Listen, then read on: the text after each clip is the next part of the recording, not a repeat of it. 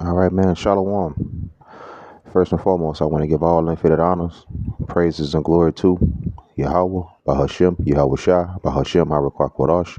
Double honors to the elders and apostles of Great Millstone who rule and teach well. And to the other Akim out here pushing this truth into the four winds. Keep pushing, Akim. We almost, we almost out of here, man. I'm going to basically go into this video on what did Chris Tucker see to make him quit Hollywood. I was initially going to do this video and tear into Chris Tucker and show how he's hanging with these movers and shakers and these elites as a clown. The capacity that he was with them under is a clown, a show, make us laugh. I was going to go into this video saying how they clearly shared no financial tips with him and things of that nature, but I believe I'm wrong. When I looked at the year of those photos, it was 2002. Okay, get you a list of his movies real quick. 1993, The Meteor Man. 1994, House Party 3.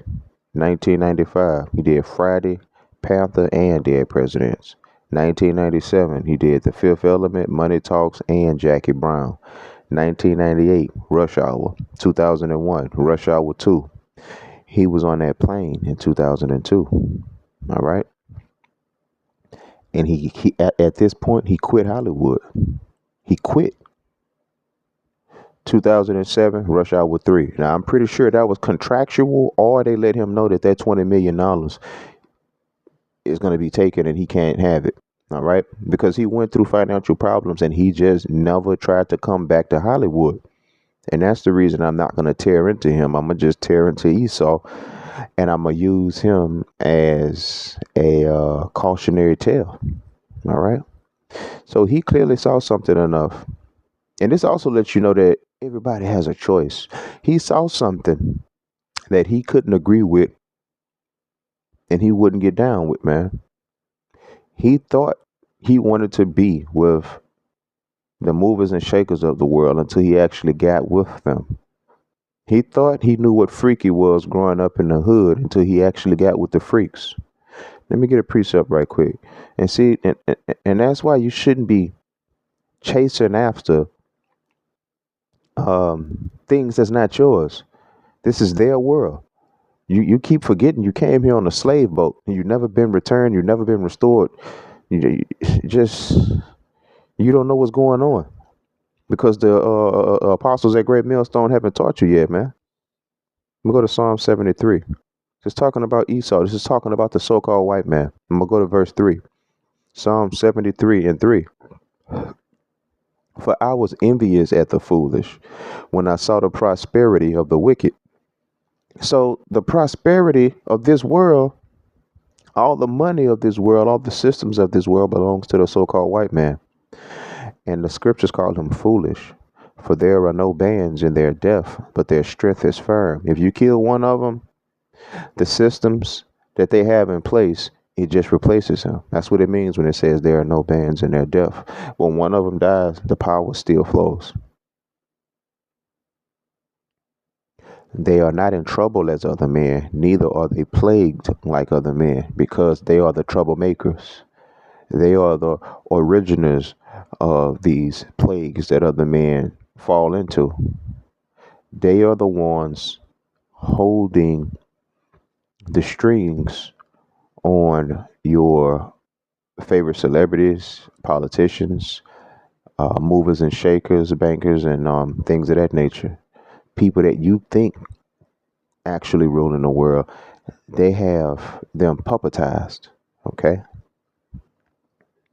Therefore, pride compasseth them as a chain, violence covereth them as a garment. Their eyes stand out with fatness. They have more than heart could wish. You have all the money in the world, all the resources in the world, and it's still not enough. You have as much power as a nation can hold, and that's still not enough. You want to be God. You're mad at God because you're not God. You can't get to God, so you're going after the children of God, the so-called black man, and so-called Hispanics and Mexicans, man, and Native Americans. So since you can't pull up on him and shoot him, you poison his children physically, mentally, and spiritually, and try to separate him from them. And that's your version of killing God, killing us. They are corrupt and speak wickedly concerning oppression. They speak loftily. They said that when they came and took us from the west coast of Africa, that they civilized us, they made us better and gave us better opportunities. They did us a favor. That is corrupt and that's wicked, man. Concerning oppression, they set their mouth against the heavens and their tongue walketh through the earth. They hate the Lord. And how does their tongue walk through the earth? Through their laws, through the UN, through NATO. Okay? They have it sold up. Therefore his people return hither, and waters of a full cup are wrung out to them. And they say, how do God know? And is there knowledge in the Most High? Behold, these are the ungodly who prosper in the world. They increase in riches. Okay? So that's what you want to chase. That's what you want to go after. That's what you're going to end up with. Having big eyes and wanting something that you see on TV because it looks good. Look at that guy, Floyd Mayweather. He spent his whole career showing you cash money, cash.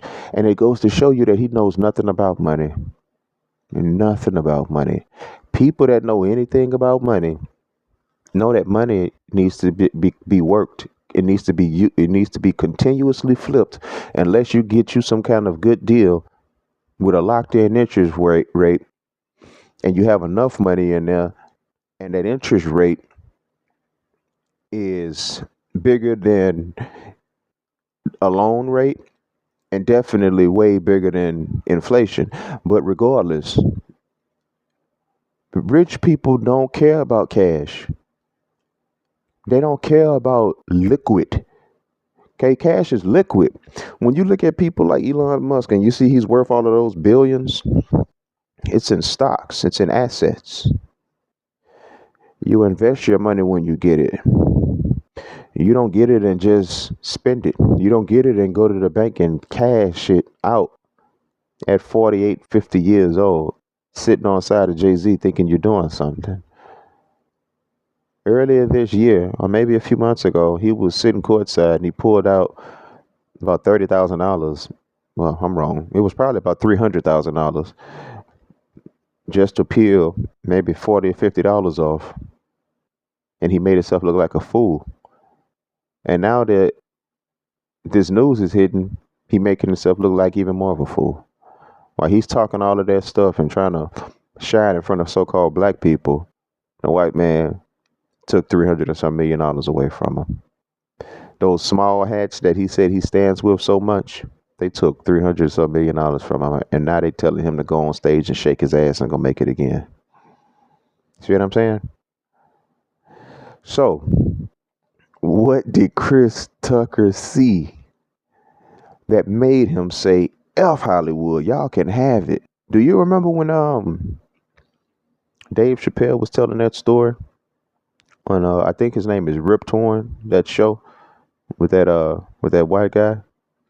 Dave Chappelle gave an example of how the African Bushmen catch the monkeys. They dig a hole, they put salt in there. The monkey put his hand in there, he grabs the salt, and the hole is designed to where when the monkey makes a fist and grabs the salt, he can't get out because his fist is too big. But if he would have let the salt go, he would escape. But since he doesn't want to let the salt go, which is the prize, the money, metaphorically speaking, on this side, the hunters come and kill him. Chris Tucker let the salt go. Chris Tucker let the money go. Chris Tucker gave everything up. Okay. Now let's go into what did he see? Let's go to Wisdom of Solomon 14 and 23.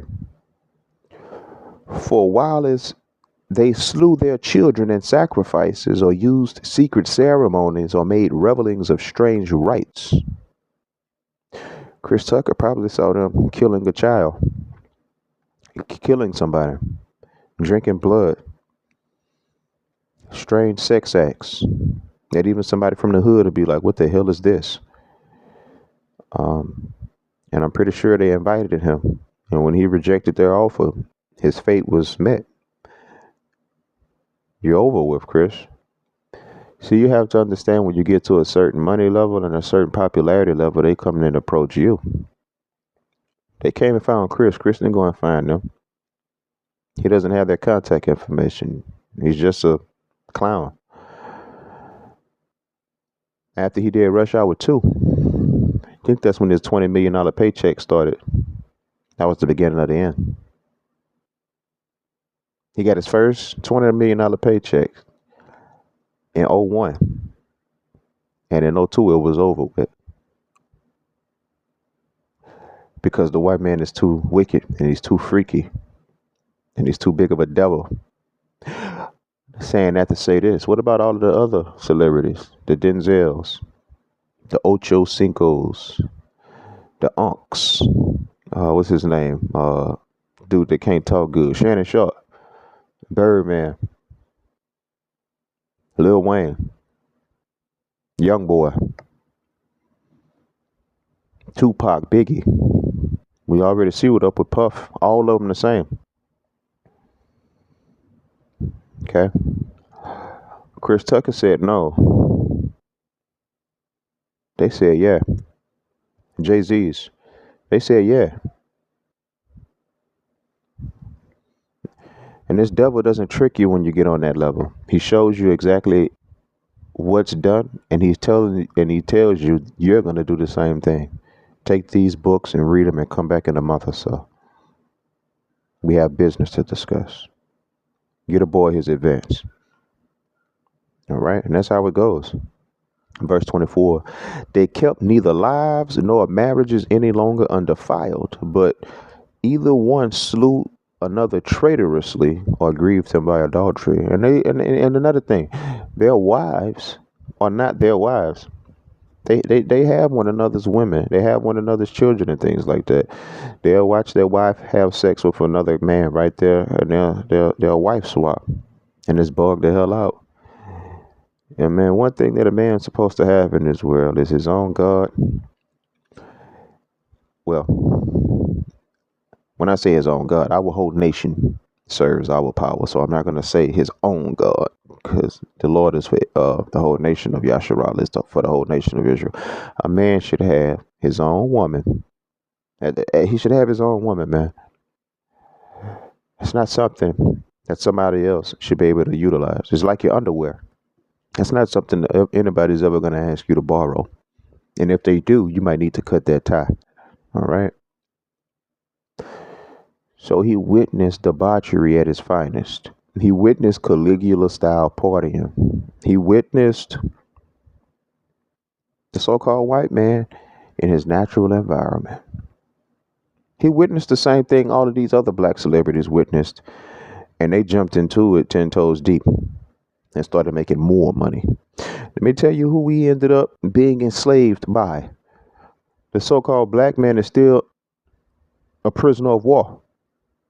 He's still a captive. Whose hands did we fall into? Prayer of Azariah 1:9. And thou did deliver us into the hands of lawless enemies, most hateful forsakers of God, and to an unjust king, and the most wicked in all the world. In all the world.